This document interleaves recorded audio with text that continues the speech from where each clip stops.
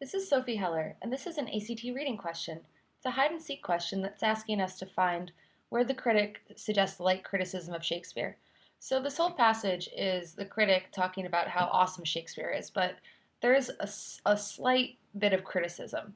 So let's look through the passage and let's see which of the answer choices we see in this part in this paragraph.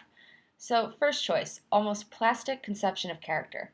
So let's see, conception of character is of the same plastic kind as his conception of character or passion.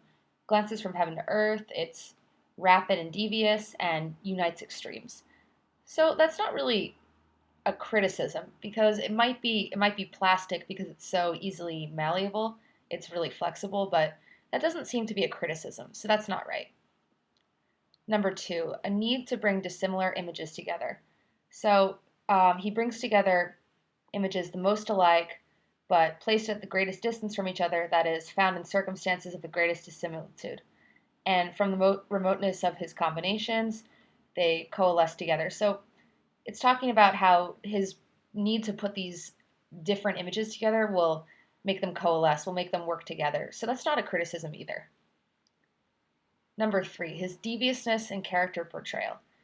So we don't really talk about deviousness. We talk about him being clever, about the movement of characters and passion being rapid and devious, but devious here isn't used in a derogatory sense. It's talking about how he unites extremes in his characters and achieves this plastic movement when he's conceiving characters, so also not a criticism. The only thing that could possibly be a criticism is this hurrying from one subject to another. So we see here he seems always hurrying from his subject, even when describing it. And then you have the author taking a step back and saying, oh, but the stroke is sure as it is sudden. So it's a very, very light criticism of Shakespeare, but this is the only thing that can seem even the slightest bit critical. So choice four is our answer.